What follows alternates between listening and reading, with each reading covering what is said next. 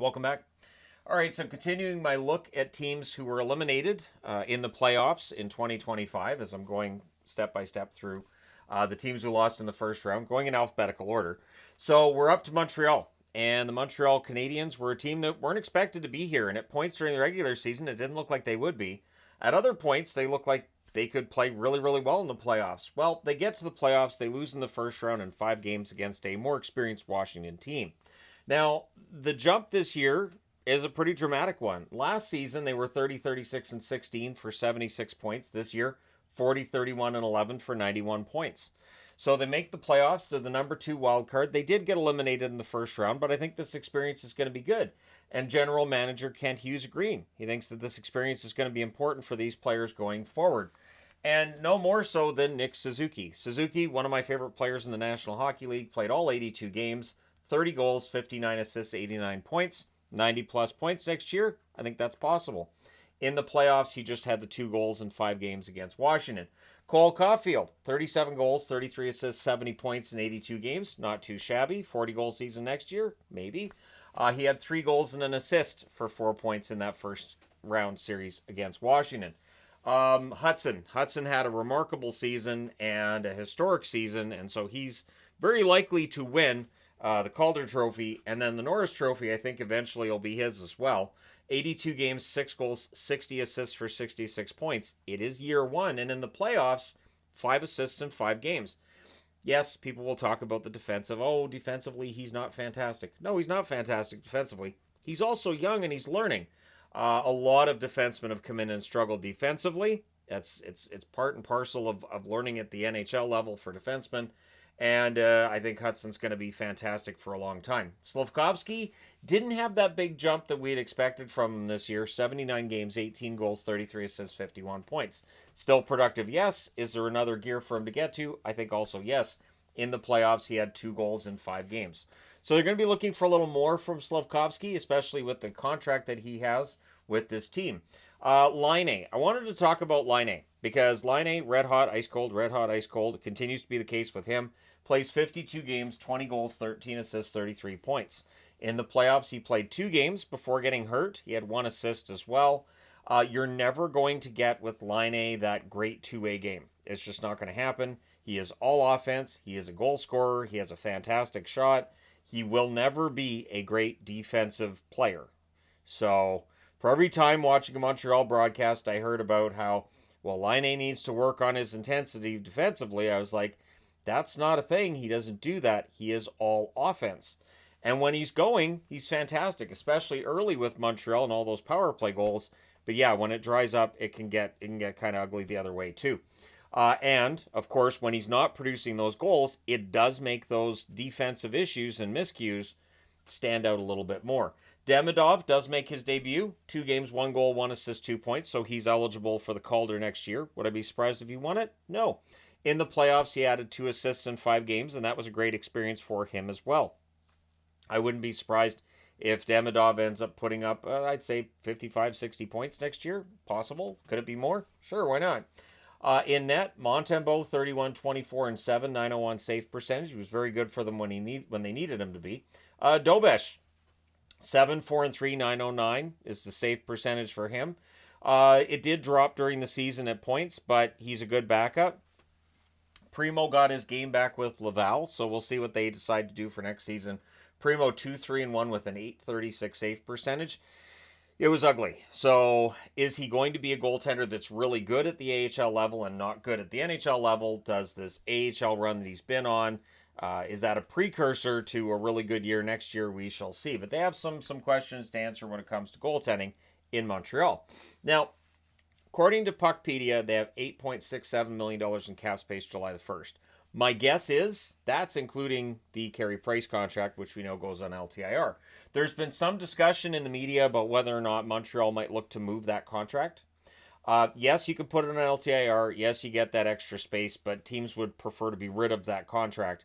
It does make things a little bit easier for them in the case they need another LTIR, and just contract-wise, you're better off to be rid of that contract. We'll see if that gets moved, because that contract has 1 more year left in it, and then Carey Price can officially retire. He is not officially retired because he's still owed a bunch of money, so why would you necessarily retire? Laine's contract is the highest paid amongst players who are playing for the team currently. Well, nobody's playing for the team currently. They're out of the playoffs. But I mean, who's likely to play in October? There, we can go that way with it. Laine, $8.7 million cap hit for 1 more year. So Laine, it's an interesting position we're finding Montreal in already with Patrick Laine. I would say that he will want to negotiate a new contract, but is he going to be in a position where he wants that kind of money again? Because the goals don't back it up. The numbers for Laine don't back up $8 million. I would say they don't even necessarily back up a $6 million cap hit, but he's not been shy about what he wants in the past. So how much is Laine going to cost, and does he stay with Montreal? If they can't find any agreement on a contract, Kent Hughes, I don't think will be shy to move him if he wants to. But yeah, we'll see how things go with Laine. Nick Suzuki, an absolute bargain at $7.88 million till 2030. And that makes things a little more difficult for Laine too, because if he's going to try to argue he's more important to the team than Suzuki, he's going to be told he's not. And Caulfield, $7.85 million cap hit until 2031. Those contracts are fantastic for Montreal. They're going to age very, very well. Yeah, the Montreal Canadiens doing a pretty good job. Now, Gallagher's contract's pricey for what Gallagher brings him at this point, although he had a good year. $6.5 million cap hit till 2027. All indications are he wants to stay and they want to keep him. Josh Anderson, $5.5 million cap hit till 2027. There have been trade rumors around Anderson over the last couple of years at times. I don't know if you keep that $5.5 million cap hit or if you look to move it if you want to add somebody else. But one thing to keep in mind is that Kent Hughes has already said that they might get younger next year, and he is not deviating from the long-term plan. So I don't think we're going to see the team moving out money to bring in big-name free agents. I think they'll look at the market. I think they'll be active. I don't think we see a big name go to Montreal this year. Slavkovsky's contract, $7.6 million cap hit until 2033. So Suzuki, Caulfield, and Slavkovsky are all three of them on pretty good contracts for Montreal for a long time, and it does give them some flexibility. Matheson, $4.88 million cap hit for 1 more year, meaning that in the case that maybe Montreal falls back next year, we might see Matheson get moved before around the trade deadline. Matheson's been quite good for Montreal during his time here, so there's no need to necessarily move it. As previously mentioned, Carey Price, $10.5 million cap hit for 1 more year. Montembeault, $3.15 million cap hit till 2017, till 2027. First I was going to say 2037, then I went no. And then I went 20 years back to 2017, also nope. So 2027, there, ding, ding, ding, got it. Montembeault's a bargain at $3 million. Absolutely, just an absolute bargain for them in the net. Now, they're free agents of note. UFAs. Now, David Savard announced before the playoffs that he was retiring after the playoffs, so his career has come to an end. Dvorak and Armia are unrestricted free agents this summer. I would think both of them Montreal's going to have talks with at the very least, but we'll see. Restricted free agents, there's Heineman, who got off to a really strong start to the season, faded later. So probably a 2-year deal, I would think, for Heineman. Probably not a huge raise over what he was getting. Struble, probably a 1 or a 2-year deal as well. And then Dobesh and Primo are both restricted free agents. I think you give them both qualifying offers, and you give both of them probably 2-year deals as well. There's nobody of major consequence amongst these UFAs or RFAs, although they're going to want to replace what Dvorak and Armia brought to them. Whether that's from within or not, we'll see. They're upcoming, Jacob Fowler. So talking about their backup goaltending and Dobesh versus Primo, Fowler could just foul the whole thing up, couldn't he? Jacob Fowler could end up being the best goaltender of the bunch outside of Montembeault and might find himself the backup sooner rather than later. We shall see. David Reinbacher is expected to be in this lineup soon as well, and the ceiling for him is seen as pretty high on the blue line. Michael Haig as well in the list, center for them.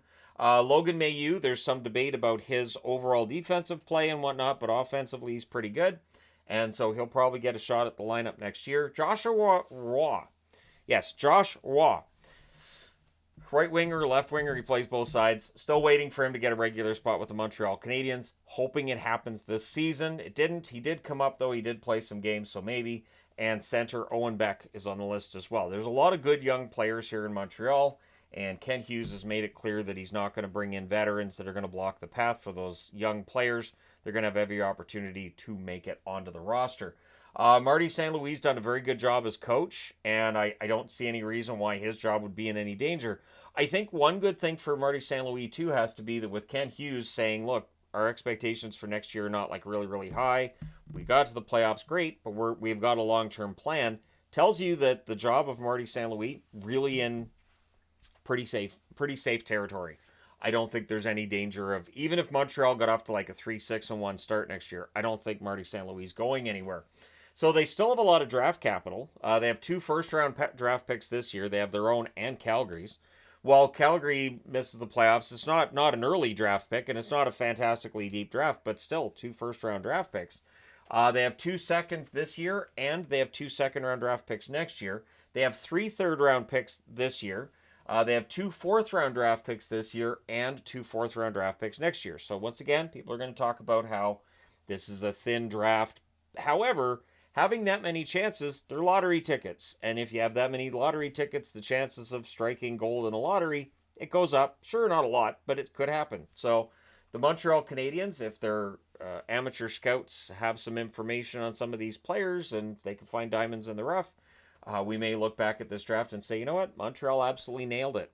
But it is going to be a very interesting upcoming season for this team because it does feel like the expectations haven't really changed. Yeah, they made the playoffs. They overachieved a little bit by doing so, but it has not caused them to say, okay, that's it.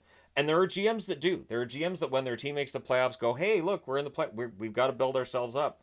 And we've got to try to go for this because we've got something here. Ken Hughes is saying we want to make sure we build a contender the right way, and there's not going to be shortcuts. So let me know your thoughts in the comment section below. Habs fans, do you agree with that? I think most will. I think most Habs fans are fine with whatever this team has to do in order to build a contender. But let me know your thoughts. Hit like and subscribe in the event you may not have done so already.